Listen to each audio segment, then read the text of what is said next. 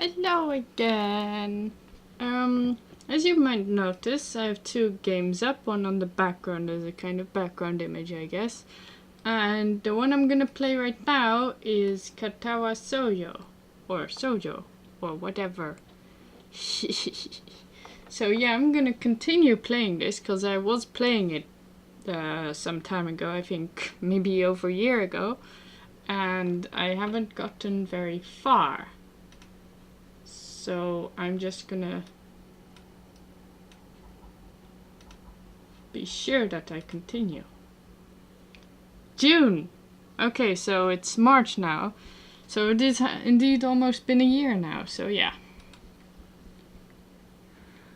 Okay, so here we go again.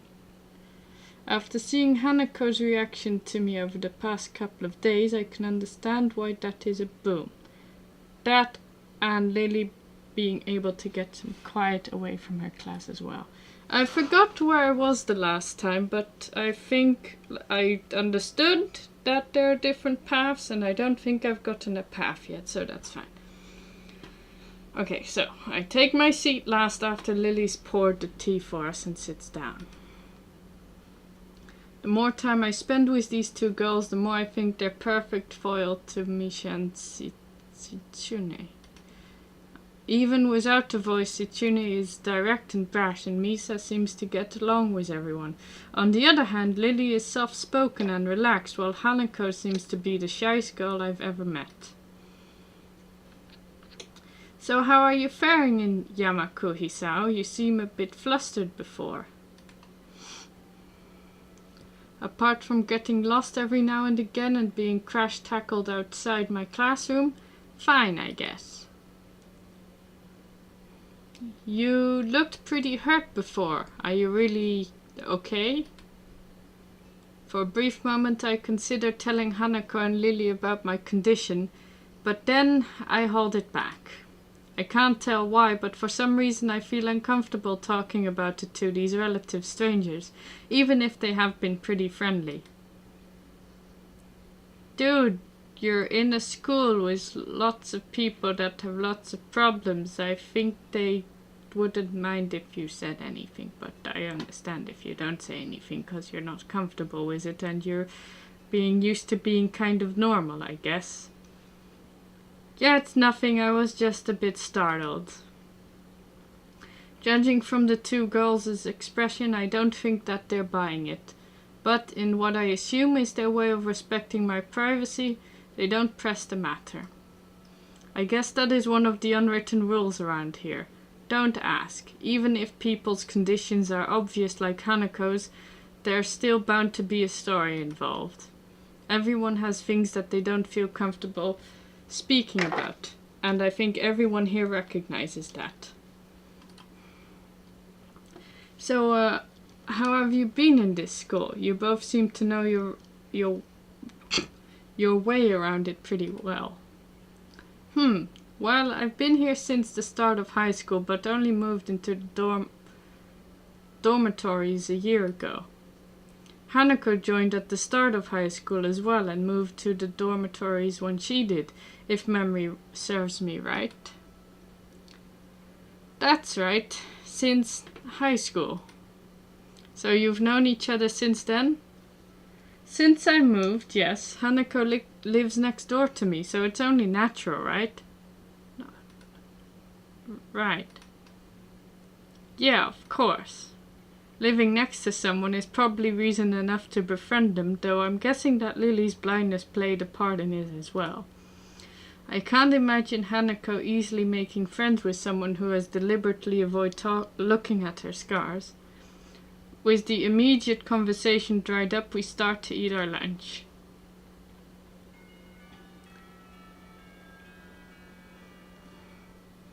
It isn't long before the bells are signaling the end of the break. Like me, the girls pack up their lunches as efficiently as they set them out. I guess I'd better be off. Are you going to go with Hisao, Hanako? Hanako looks up at me, and for a second I can see that she is considering skipping class, maybe just to avoid walking to the classroom with me. Yes. I don't know what to think of it. Hanako really is delicate to the point of breaking if looked at in the wrong way.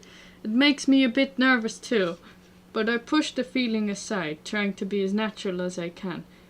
Come on, I want to make some choices in this game already. We should hurry then. Class has already started by the sound of it. Lily gives a nod of farewell as she bends down to take her cane. Hanako and I filing out before her. We walk quickly down the empty halls to our respective classes. As we reach the door to Lily's free 2 classroom, she turns towards me. Hisao, thank you for sharing lunch with us today. My pleasure, Lily. And with that we part ways, Lily entering her classroom and leaving Hanako and I to make off on her own. She's still looking like she wants to run away. She always looks like she wants to run away. So, do you really want to go back to class now? Yes. Okay then. I feel I should say something more to her, but it's hard to come up with anything that would be appropriate and safe enough.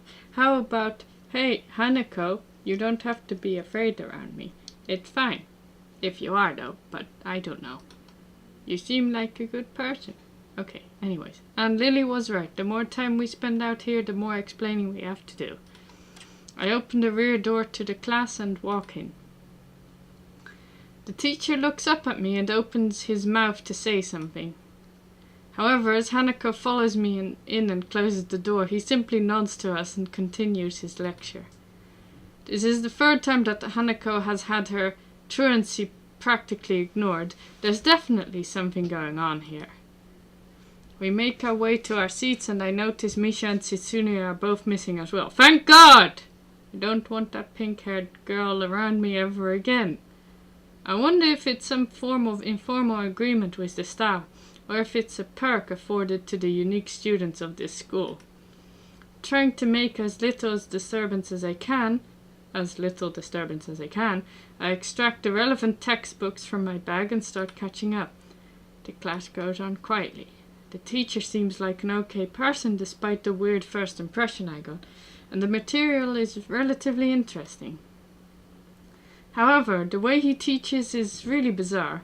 It's as if he expects that everyone is a natural genius. That's unfortunately how lots of teachers are. When the final bell sounds, I realize that there is...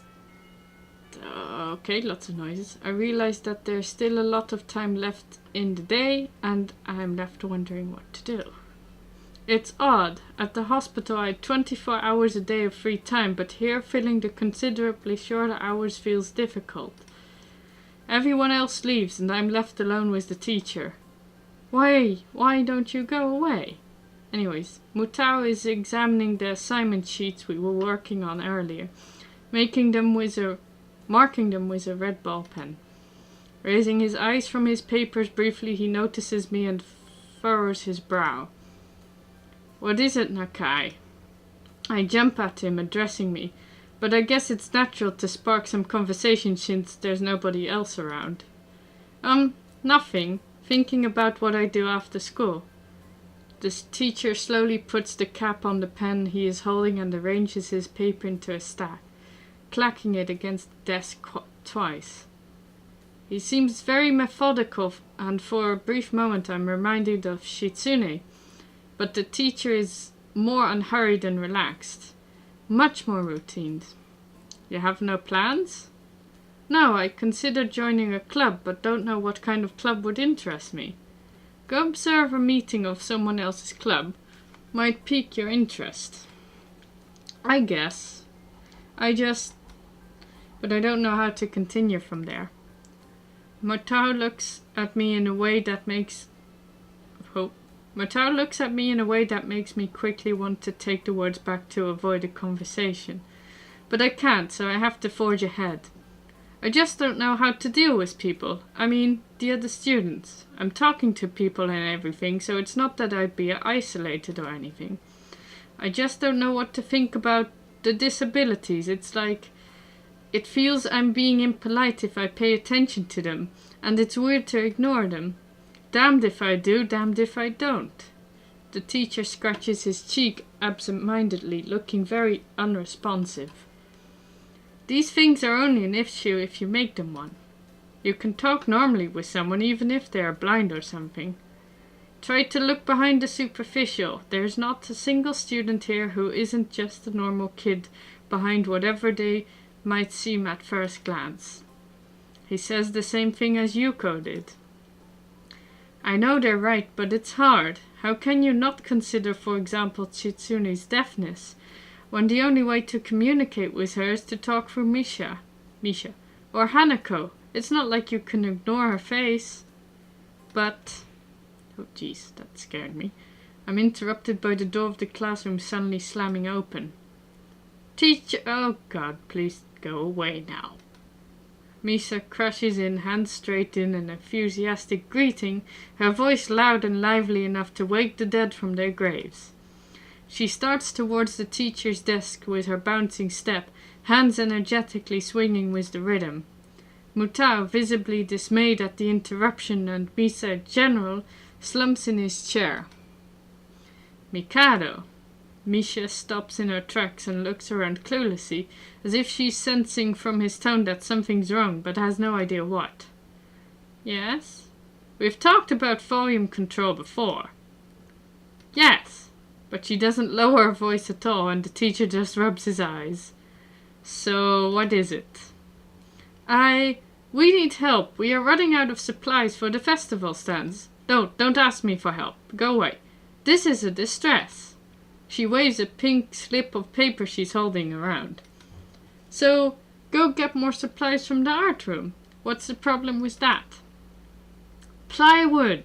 Plywood is always the problem. Last time we wanted more, there was only a little, but that time we just took it all and went with that. Now there's like none left there. So, do you know where there is some? Look, if you're going to take away materials and you don't fill them up, it's only natural that they kinda run out. I don't understand. How would I know? Shi-chan, I mean, the president thought that a teacher would know if there is plywood. Was she wrong? Mutao looks like he's in great pain, frowning with his entire essence, and Misha doesn't get it at all. Looking at the two of them communicate is terrible, like looking at a man being tortured by drilling his skull open while blasting pop music at full volume at the same time. God, that's horrible. I'm afraid I have no idea if there is any plywood in the school, let alone where it would be if there was any. What should I do? Perhaps try to find Mr. Nomiya? I'm just gonna say Nomiya. Excuse me if I pronounce it wrongly. I'm quite sure he would know where to find everything you need. You'd have to pry them from this cold dead... You'd have to pry them from his cold dead hands, but that's a different matter. I don't have time, we're so busy.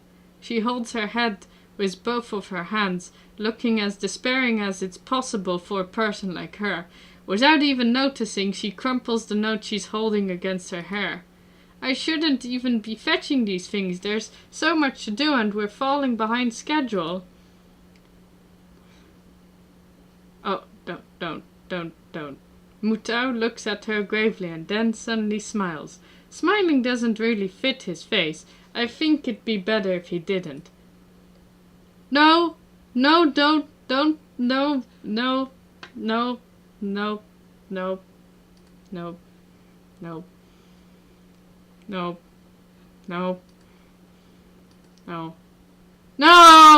Why don't you let me choose here? I don't want to help you. No. She pauses, does a double take, and then points at me with her finger, yelping, "Ah!" and looking very puzzled. God. Damn you. Come to think of it, what's He-chan doing here? Class is over, you should be having fun. Yeah, if only I had just left the classroom in time with all the other people, I wouldn't have been talking to you, and not to you at all whatsoever. We just had a little chat. Oh no, it's not the tension, is it? Are you in trouble, He-chan? No, I'm not. Is Hichan in trouble, teacher? No, he's not. Mutao sighs deeply, and I feel that I have to help Misha to get her off the teacher's back. So what do you need? Here's a list. I can try to find the plywood from somewhere if there's none in the art room. She offers me the note she's holding. I take it, hesitating a bit. I said I'd help you, but this has no implications on whether I'm joining the council or not. Ah. Exactly, because I don't want to join the council. Go away. Still thanks, Hichan. Try to be quick. We are in a stall building street now. We must hurry, hurry, hurry. Well, then you go hurry, hurry, hurry. She bounces out of the classroom, leaving me and the teacher looking at each other with something that feels like a silent agreement. Well, there you have it, Nakai. You have something to do now. Please don't sound so smug. Looking at the list with a number of items ranging from paint to plywood, all written with small, neat handwriting that is undoubtedly Sitsuni's, I heave a sigh. I'll be going then. Waving the long list limply at the teacher, I exit to the hallway. The classrooms closest to ours are designated belonging to classes 3-1 and 3-2 on the right side and 3-4 on the left side, each door looking exactly the same. Further down the corridor, still with identical doors, are rooms that I didn't think were used for classes. I guess the art room is not a classroom as such. I carefully push open the furthest door and peek in. It's a classroom, but it seems badly kept or not in use. Am I in the right place? Desks and chairs are all around the room. I think the picture looks pretty ordered though, but okay. A thin layer of dust is settled on them. There are some easels in the corner, so at least this looks like the right place. The room is flushed in sunlight from the big windows, shadows creeping all over the desks.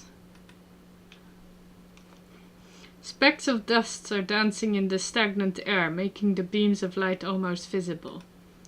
Jokingly, I call into the empty room. Anybody Why did it suddenly skip without me clicking? Okay. Something catches my eye and I stop mid-sentence. Oh, she's interesting. Okay. Sitting on the desk is a short-haired girl curiously wearing a boy uniform with a fork between her toes, a morsel of food stuck firmly on the end.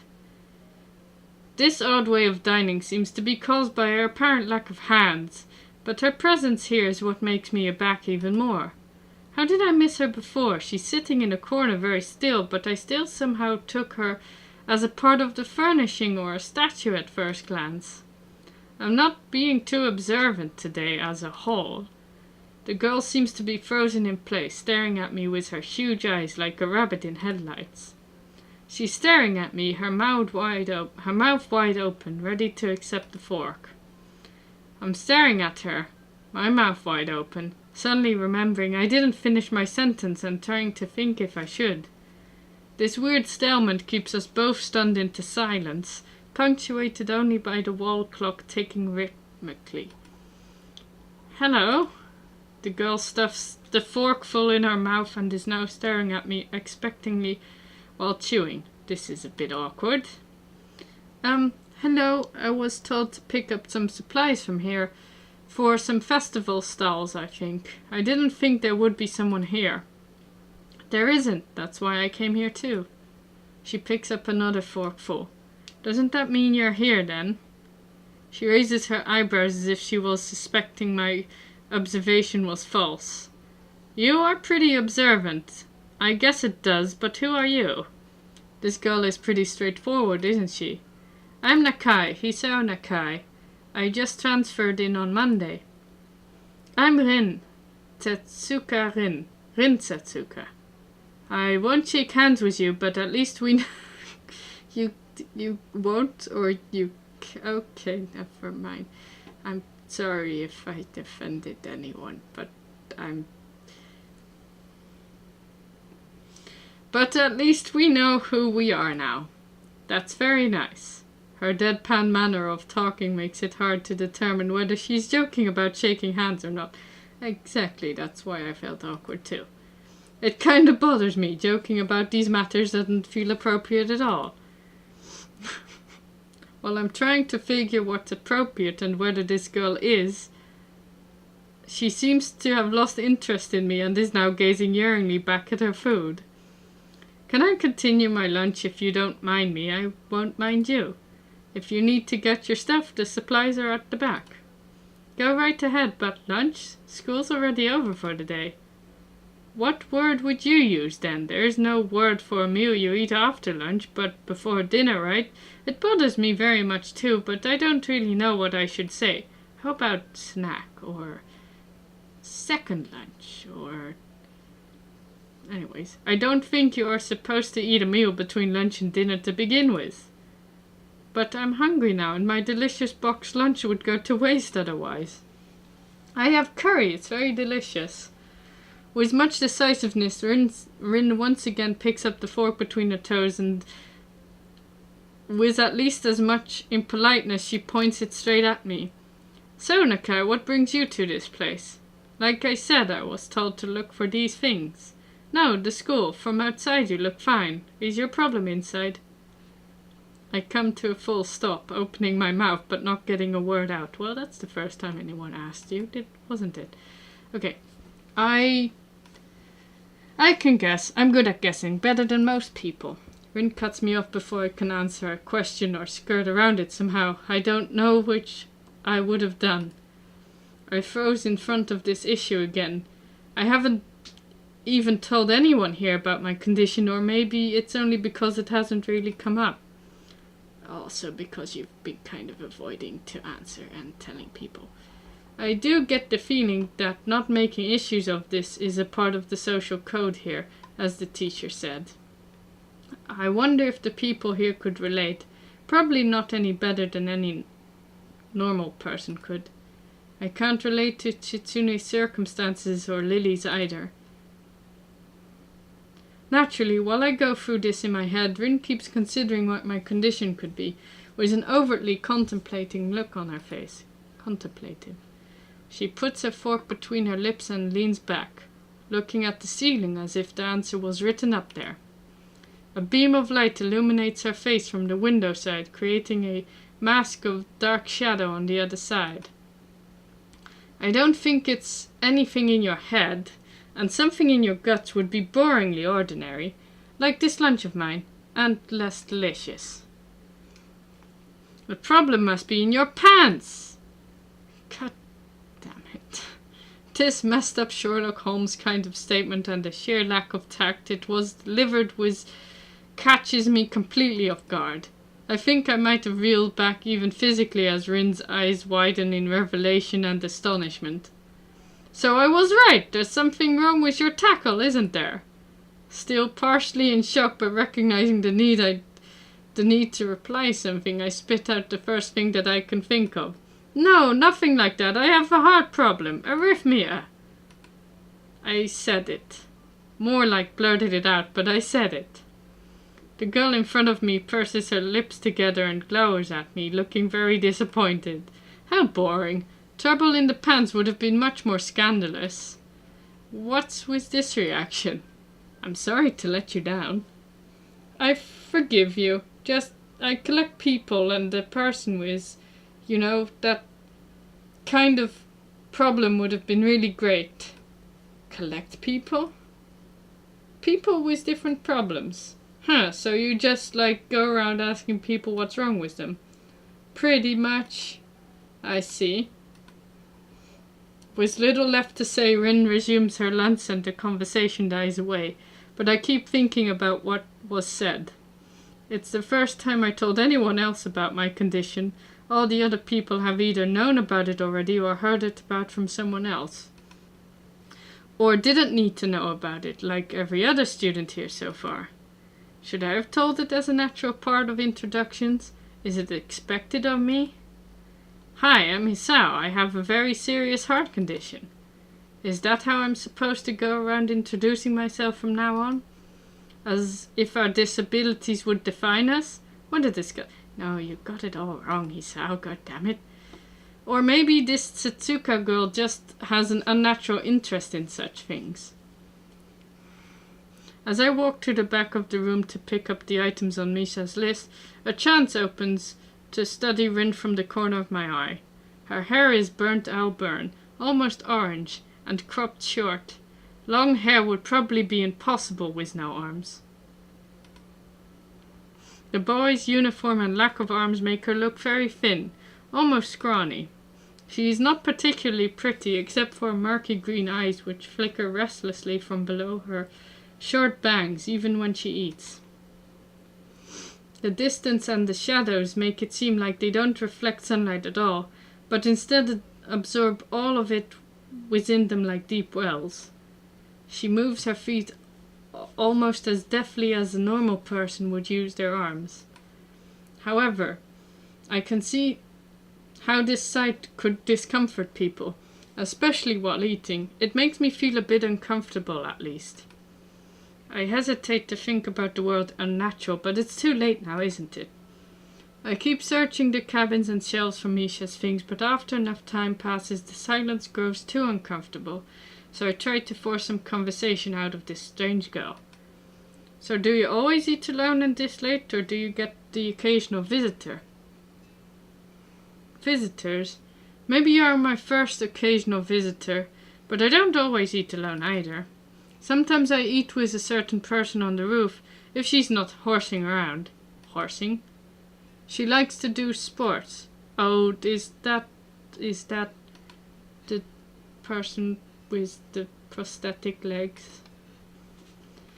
Both of us fall silent again as Rin forks the last bits of her meal to her mouth. I look down at my haul and double check it with Misha's list.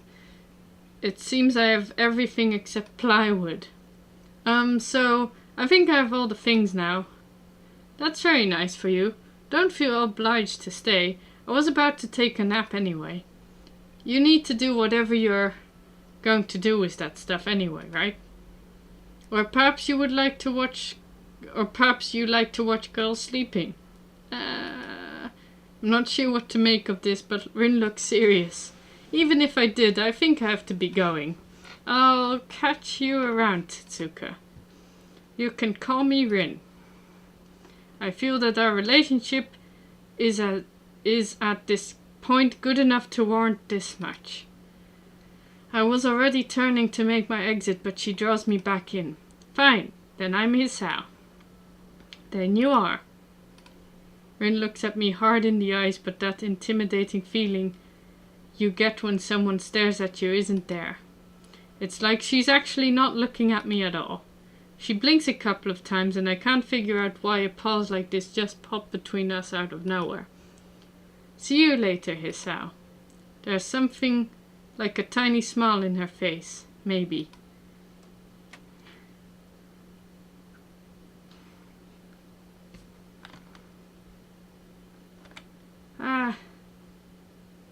I'm gonna play for just a few more minutes and then I'm gonna stop Katawa Shoujo for today.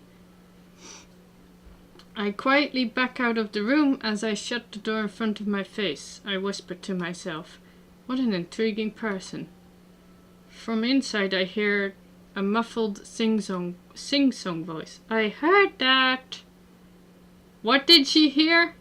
I jump at the sudden appearance of Misha, who I had not heard approaching despite the completely empty hallway.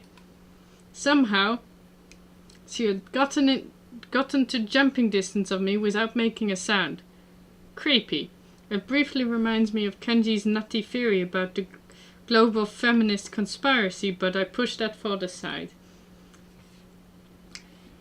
Tsune, standing slightly behind Misha, looks as aloof as she couldn't have heard the remark that drew Misha's attention. But Misha is very visibly excited, or whatever. No, wait, more importantly, who's in there? There's no club meetings today. She tries to curiously peek past me, even though the door prevents her from seeing anyway. What are you doing here? You took so long that we had to come check what's wrong. That's no good. If you have time to check up on me, then you have time to do these things yourself. She wags her finger at me scoldingly. I found plywood, but everything else is still missing because you are tardy. I'm sorry, I think you two are tardy because you are making me do your job. And I'm helping anyway, so you have no right to scold me. Oh, sorry, I got the things here. I was just going to bring them. I think you were up to some mischief, Hichan. Who was in there with you, I wonder? Misa signs something quickly to Sitsune, pointing at her own ear a couple of times. Sitsune immediately pushes her way past me and opens the door into the classroom I just left. I can only imagine the shock she is experiencing, with Sitsune's diligence and attitude. Why are you so interested in whatever person I'm talking to, you fucking stalkers? Sorry for the cursing, but seriously, is there something mentally wrong with you? I don't know what your problem is. You're deaf, but for some reason you listen to her, so maybe you're a follower or something, or maybe there's something wrong with you too, or you're just curious, or you, like, there's something wrong with this pink-haired girl and I don't like it. And indeed, she stares at Rin, frozen in place apart from the slight but noticeable trembling of her shoulders. From suppressed rage, I'm sure. Instead of blowing up, Sitsune just takes a few deep breaths, adjusts her glasses, and slams the door shut, turning to sign ferociously at Misa. Maybe she did blow up, but I can't understand it. Why are you so... She shoots a very loaded stare at me too, as if it was somehow my fault that Rin is sleeping on one of the tables. I hope she's not getting any funny ideas about the reason of my tardiness. Hello? Rin's voice comes from the other side of the door and takes a few eye blinks to realize she might have trouble opening it. I open the door to find Rin directly behind it, looking at us with half interested, half sleepy face. Hello? Miss Tetsuka, what do you think you are doing? You absolutely are not permitted to use school property for such a disgraceful activity. It sure is suddenly very crowded in here. I didn't know I was this popular. It's hard to say whether she's happy or unhappy about this turn of events. At any rate, she ignores Sitsune Misa's scolding, so they have no choice but to drop the issue. Thank God. Sitsune taps Misa's shoulder, points at Rin, and makes some quick signs. Popularity aside, please don't do that anymore. Anyway, how is your project going? Will it be done for the festival? Rin looks at them blankly, apparently at ease under the pressure Sitsune's cold stare is putting on her. I keep wondering about that myself too. And... we'll think about it harder. As Misha signs her reply to Sitsune's, her face turns into an unsatisfied frown. Miss Tetsuka, please try to take this seriously. It'll be a disaster if the wall looks like someone threw up their lunch onto it. Rin nods assertively. We'll think more seriously. Misa actually giggles at that, but Sitsune does not even after translation. She just shakes her head, takes the materials from me, and takes off with Misa in tow. Rin frowns thoughtfully as she looks after the retreating student council duo. How rude. It's true though, I must finish my project before the weekend. There will be dire consequences if I don't. The end of the world as we know it. Like weekends usually are, but more dire. Much more dire. Maybe I'll postpone my nap to unforeseen future. I'm about to ask what project she has and what are these apocalyptic consequences, but she walks back into the art classroom. Since you have nothing to do, would you give me a hand? This paint can doesn't fit into my bag, but I need it. She kicks lightly at a huge can of paint that's lying on the floor next to the table she was sitting and sleeping on. it lets out a dull clang. Being the gentleman I am, I naturally pick it up. Heavy. Yeah, sure. Where do you need to take it? Away. And with that she takes off to the hallway, me and the paint can following since there's little choice for either of us.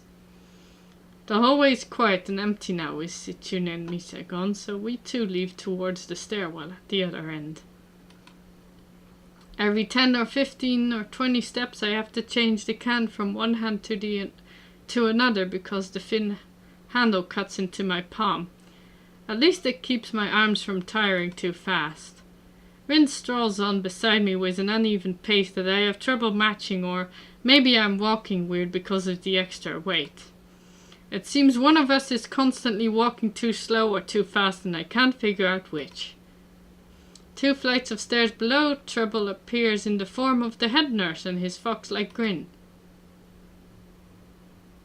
Okay, new character, scene, whatever. I'm gonna stop here for now. Next time more Katawa Shoujo, but for now I'm gonna stop this. Hope you enjoyed it and see you next time.